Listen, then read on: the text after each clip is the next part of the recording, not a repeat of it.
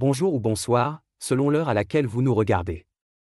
En tant que chroniqueur audio et animateur de podcast à l'ODJ Média, je vais vous lire fidèlement cette chronique concernant la lutte du Maroc contre les tentatives de migration irrégulière vers l'Europe. En 2025, un total de 42 437 tentatives ont été déjouées, un chiffre qui témoigne des efforts du pays pour répondre à cette crise humanitaire complexe.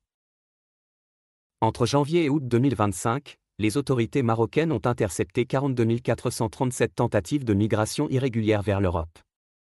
Ce chiffre illustre le renforcement des dispositifs de surveillance et de sauvetage, ainsi que la pression persistante des réseaux de trafic.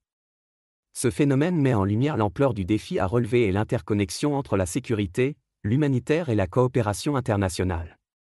L'auteur ajoute que la position géographique stratégique du Maroc en fait un acteur clé de la gestion des migrations en Méditerranée et en Atlantique.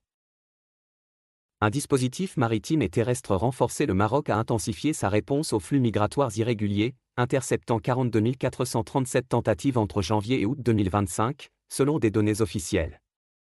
Ce bilan souligne l'ampleur du phénomène et la complexité d'une lutte menée à la croisée de la sécurité, de l'humanitaire et de la coopération internationale. La position géographique du Royaume, au carrefour des routes atlantiques et méditerranéennes, en fait un acteur clé dans la gestion régionale des migrations. Sur le terrain, les forces navales et terrestres ont renforcé la surveillance des côtes, en particulier sur les segments sensibles de l'Atlantique vers les Canaries et de la Méditerranée vers l'Andalousie. Des moyens accrus, des patrouilles coordonnées, et l'usage de technologies de détection améliorent l'identification précoce et la prévention des départs.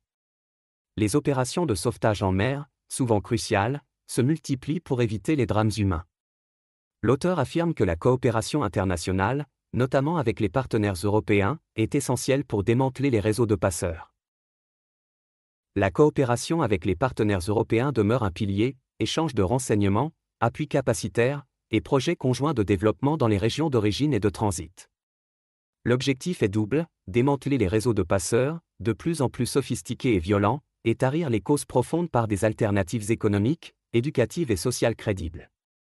Les autorités soulignent aussi l'importance d'un cadre juridique dissuasif, conjugué à des mécanismes de protection des victimes et des personnes vulnérables. L'auteur souligne l'importance d'un cadre juridique dissuasif, combiné à une protection des victimes. Au-delà de l'interception, la gestion en aval pose des défis, prise en charge sanitaire et sociale, identification, procédure de retour volontaire assistée, et respect des normes internationales. La question des droits humains reste au cœur des préoccupations, avec une exigence de transparence et de traçabilité des opérations. Les ONG et agences onusiennes plaident pour une approche équilibrée, qui combat le trafic tout en protégeant les vies. La pression ne devrait pas faiblir à court terme, compte tenu des facteurs des attractions, demande de main-d'œuvre en Europe, diaspora, et des expulsions, instabilité, pauvreté, climat, dans les pays d'origine. Les chiffres du Maroc confirment que la réponse efficace exige un continuum, prévention, répression des réseaux, voie légale de mobilité et partenariat de développement. C'est à ce prix que l'on pourra concilier sécurité et dignité. L'auteur conclut en soulignant que les défis restent nombreux, mais que des solutions équilibrées et structurées sont possibles.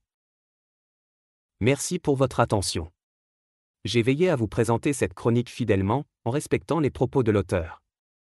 Restez connectés pour la prochaine chronique. Ensemble, continuons de suivre les évolutions essentielles du monde qui nous entoure.